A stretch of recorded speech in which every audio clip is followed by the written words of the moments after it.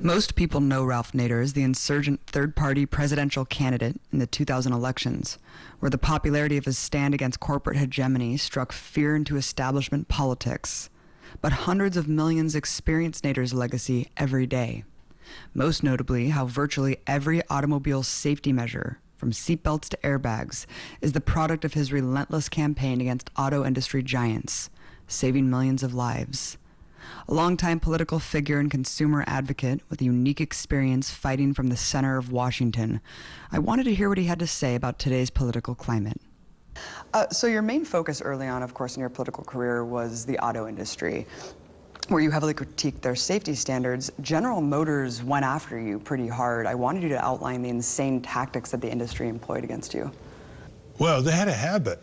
They had hired former FBI agents who retire on their security staff. So anybody who criticized them and got it through the media, they'd send a detective to get dirt on them. So I guess I was just in line, and they sent detectives to trail me. They trailed me to Iowa, where the Attorney General of Iowa was holding auto safety hearings.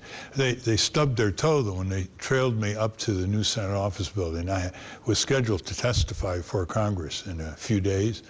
And you see, if you obstruct a congressional witness, that's a felony. So the guard caught them, and Senator Rivkoff had hearings. Senator Bobby Kennedy was on the show, on the hearings, rather. And they summoned the president of General Motors, who admitted it. And that created a huge wave to enact the 1966 Motor Vehicle and Highway Safety Laws, which irregularly enforced have saved over 3 million lives. How hard would it be to pass similar legislation today? It would be hard, because there have now been like 65 million cars recalled in the last couple of years from domestic and foreign manufacturers, Toyota, Honda, General Motors, VW, Diesel. And it still is not enough to get bills sponsored by Senator Blumenthal, Senator Markey, to put the criminal penalty in the Auto Safety Act. They got it out of it in 1966. That's one of the battles we lost. So for willful and knowing sale of defective motor vehicles that are killing and injuring people, there's no criminal penalty. It's not moving in Congress. This is the worst Congress probably in well over a century, in terms of being indentured both to a rigid ideology that is enslaved by corporatism, giant corporate power. We should never use the word government unless we use the word corporate government, because Wall Street has taken over Washington more than any time in our history. They put their high executives in government positions like Secretary of Treasury, Secretary of Defense. They fund both parties in terms of campaign contributions. They've got tons of lobbyists working full-time, while the consumer and worker has very few. So they turn the government against its own people, because the one force that can prosecute these big corporations, that can countervail them, that can expose them, is the government. So they're working overtime decade after decade to create the corporate state. Let's talk about your experience running for president. Michael Moore endorsed you. I remember at your rally, he said the lesser of two evils is still evil. He's up there, and then him and Bill Maher on their knees, embarrassingly groveling to you, begging for you not to run in 2004. What happened? Oh, they got cold feet, to put it metaphorically. What happened was that they saw the Green Party, in their interpretation, as, quote, taking enough votes to throw the election to the Republicans in Florida. But of course, that's factually deprived, because as Al Gore is the first to realize, there are all kinds of sine qua non reasons he lost the election. He lost his home state of Tennessee. Who would do that? He didn't allow Clinton to campaign in Arkansas. Just if he got Arkansas, he'd be president. And in Florida, all kinds of shenanigans, as we know, fiddling around with thousands of people and labeling them ex-felons, couldn't vote because they had names like ex-felons did, the butterfly ballot, the shenanigans in southern Florida, the Supreme Court ruling Republican 5, Democrat 4, 5-4 to stop the Florida Supreme Court from continuing the recount, and on and on. And, you know, he knows why he lost. You never say, oh, the Green Party took votes away. I think Bush took more votes away from Gore, right? They like to use the third parties as a scapegoat, so they don't like to look at themselves in the mirror, because the Democrats have been dialing for the same dollars. They're indentured to the same corporate interests. They become very cautious, and they can't even make an issue out of one bad vote after another that the Republicans pass through the House of Representatives, because, oh, we might not get this $50,000 from this interest, or 100,000. So they wouldn't even go forward with the minimum wage, which is the cardinal issue of the Democratic Party going back to Franklin Delano Roosevelt until a few years ago. Now they're sort of timid about it. Hillary Clinton didn't come out for a higher minimum wage, which is frozen now at $7.25 per hour, till May of 2014. The last prominent Democrat to jump on the $10.10 minimum wage being proposed by Democrats in Congress, even after letters were sent to her from women's groups, from children's groups. Please, Hillary, come out for it, come out for it.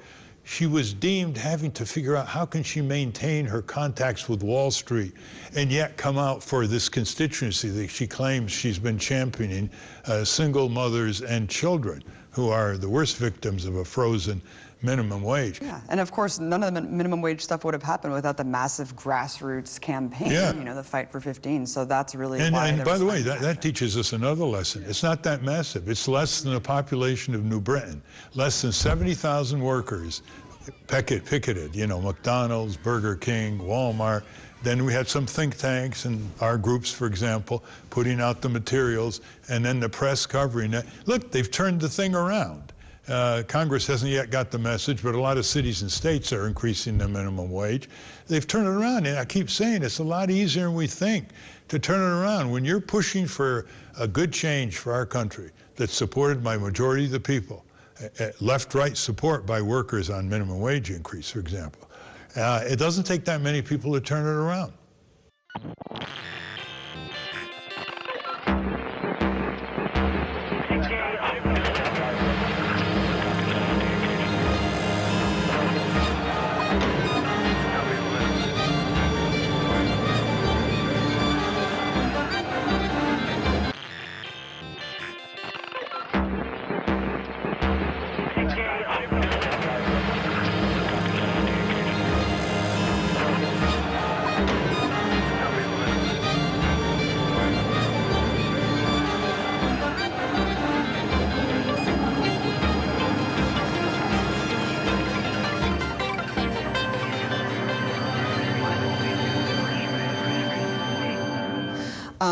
Back to the election and this kind of rhetoric that reinforces the two-party dictatorship. You know, it's funny that people don't blame the antiquated Electoral College. They don't blame Gore for not fighting the Supreme Court on that decision more. Do you just feel like punching people in the face when they still tell you that they blame you? I mean, it's just unbelievable. Well, you can't argue with them because they don't want to listen. They'll come up to you and they'll say, you cost Gore the election. And I say, well, let's discuss it. And they just walk away. It's a total closed mind, you see, because it's what I call one-step thinking, which is impulsive. They don't go and say, oh, really? How many other conditions, any one of which he had control of, that was bungled by the Democratic Party, which would have put him in the White House. But take the Electoral College. There's a man in San Francisco. He runs a foundation, Steve Silberstein. He decided a few years ago to hire 6 or 7 people full-time and get rid of the Electoral College. Not by constitutional amendment, by just getting one state after another passing a law saying that we will throw our electoral votes to whoever wins the national vote. The moment enough states pass these laws to get to 270 electoral votes. That's all you need to win, you know, the presidency. Well, he's at 165. He's gotten California to pass the law New York to pass the law, Maryland to pass the law.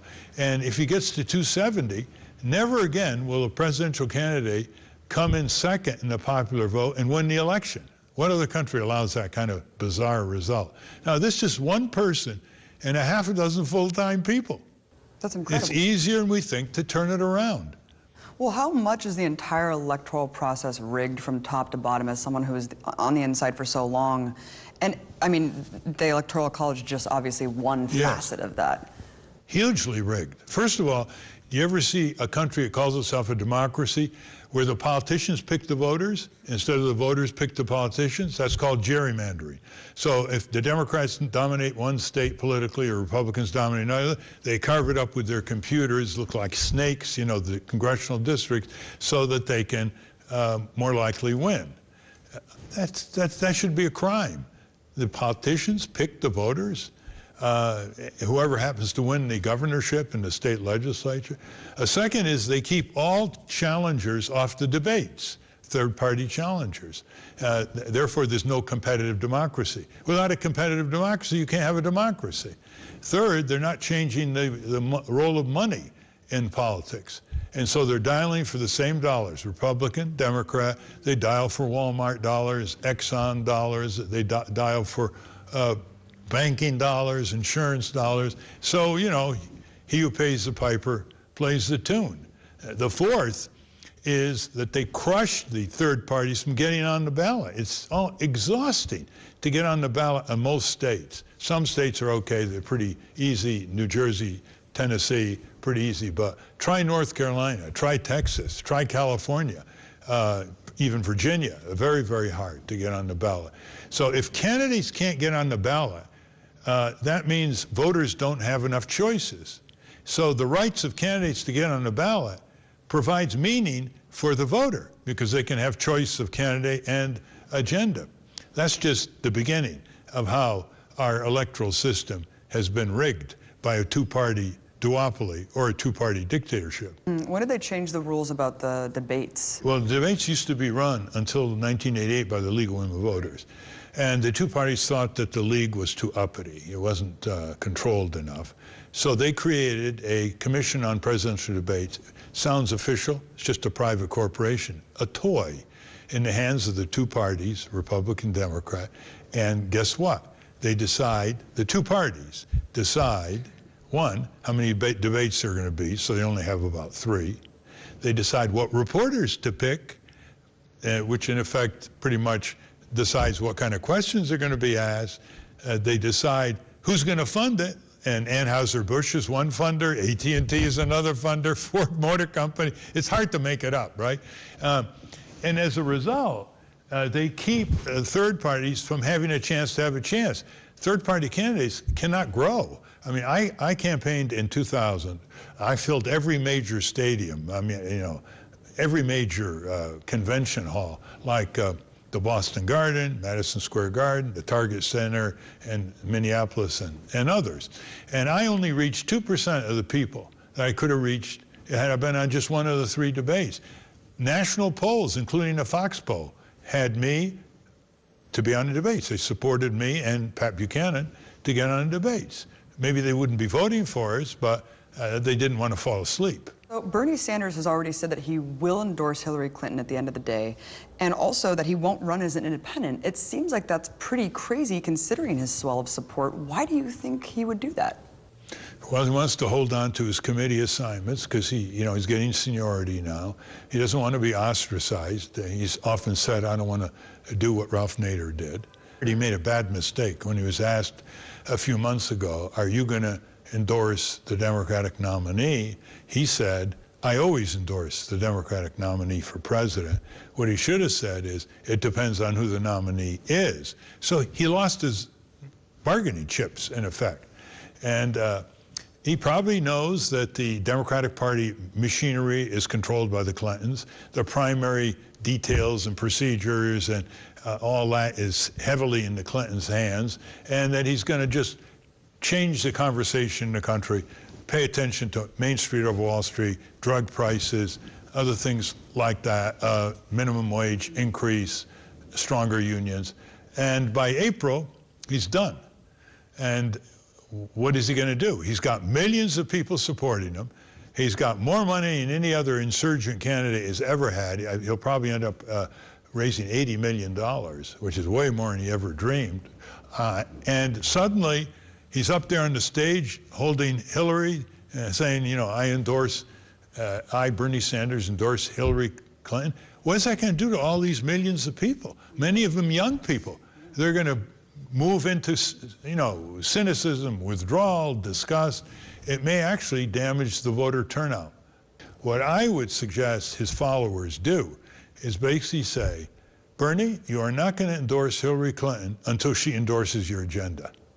And she endorses it specifically, not with vague rhetoric. She says she's going to move for congressional hearings. She's going to have a deadline at when she is going to make certain proposals. And she's going to have regular meetings with your progressive constituency and not be a bubble, you know, surrounded by a bubble in the White House. That's the least that can be done, but I doubt whether it will be done. I mean, that's what we see right now. It all depends what his supporters do quickly, not wait until all the primaries. They don't have that many weeks left to condition Bernie Sanders. If he doesn't make it, if he doesn't defeat Hillary, he's got to condition his endorsement on the basis of this agenda. And he can give her 10 weeks to think about it. He can hold up. You can.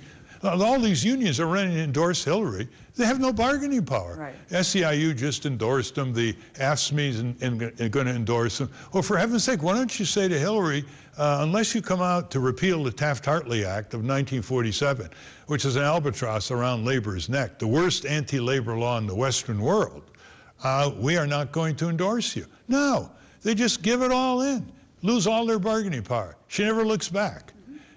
So people have got to become more demanding as voters long before Election Day.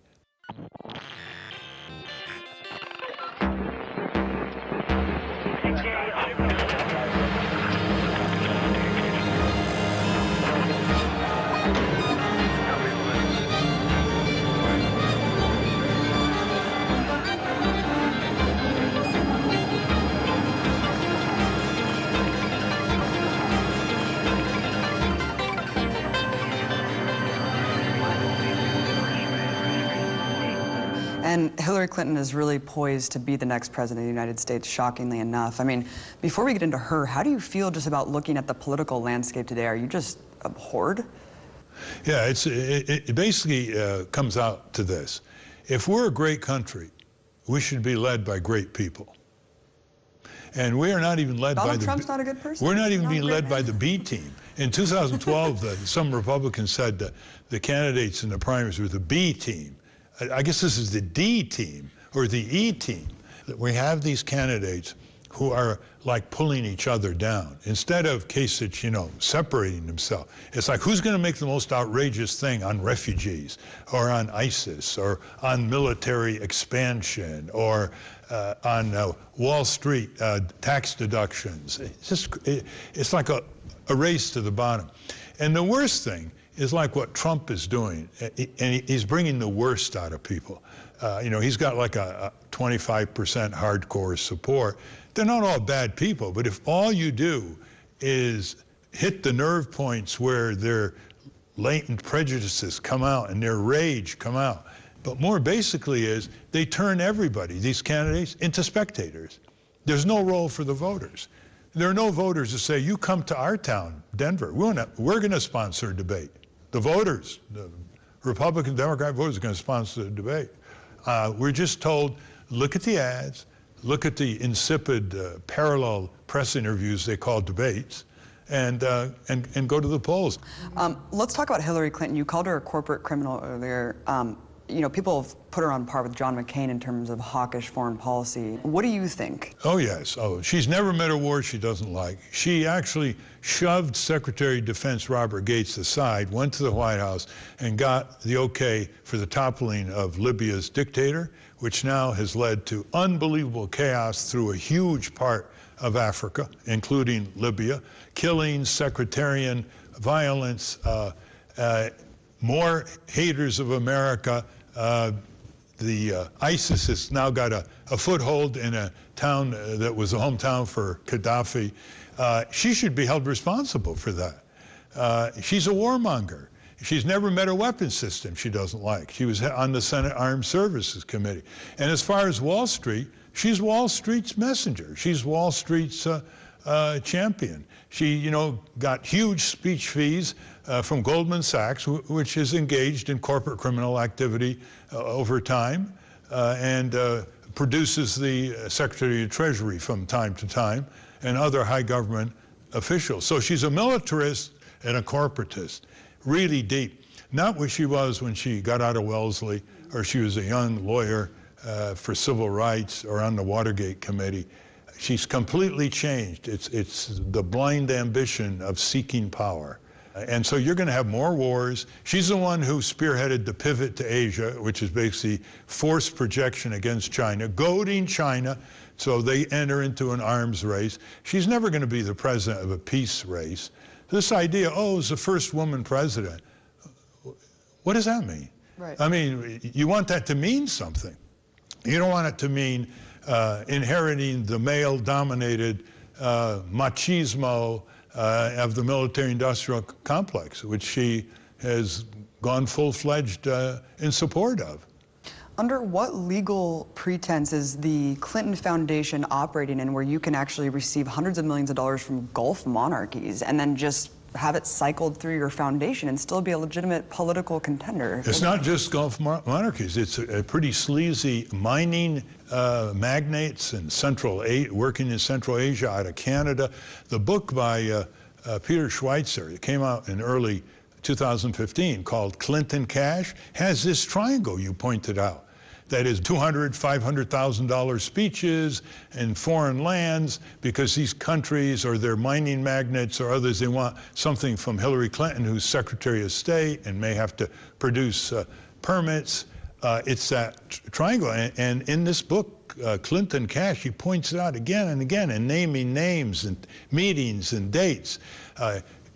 Bill Clinton's speeches began declining after a few years from the White House, like most presidents do. But they took a huge surge upward when she became Secretary of State. And so you got these mining magnates saying, okay, we want something from Hillary, throw $1 million or $2 million to the Clinton Foundation. But it just shows how the Clintons think they're above the law. They're above ethical standards. They can always get away with it because they're so fluent with their rationalizations and their evasions. This is where the country's going to end up for 4 or 8 years. Bill as the house husband, the White House presence of Bill Clinton and Hillary Clinton. What do they have really to offer the country? They can't even come out for some of the most fundamental changes. They supported the deregulation of Wall Street, for example. What do they have to offer the country? They're full of cronies all around them. Contracts given, to their cronies, high positions. Seems like Hillary just thinks it's her due time. Yeah, of course. I mean, she's very cleverly every day is saying, elect me, I'm going to be the first woman president. It's like anything else. I advocated for women's rights back in the 1950s, so I have a long history of it, and for African American rights when I was in law school. But I always thought this, Abby, that freeing African Americans and women for full opportunity should be more than just an upward career move. It should convey something substantive in terms of democratizing power and advancing justice. If Trump wins the nomination, God forbid, and then you have Hillary Clinton, as the Democratic frontrunner, what is your response to people who will inevitably say time and again and guilt everyone into voting for Hillary because how could we let Trump become president?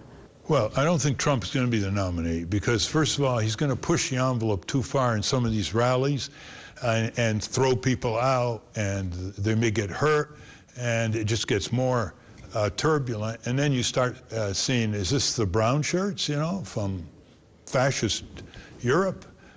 He's got to be very careful, and sometimes he can't help himself. He can't control himself. So also, there's more to come out of his business dealings. There's more to come out from his background, he's not completely Teflon. He can't completely overtalk people when they're accusing him something, interview on Meet the Press or whatever.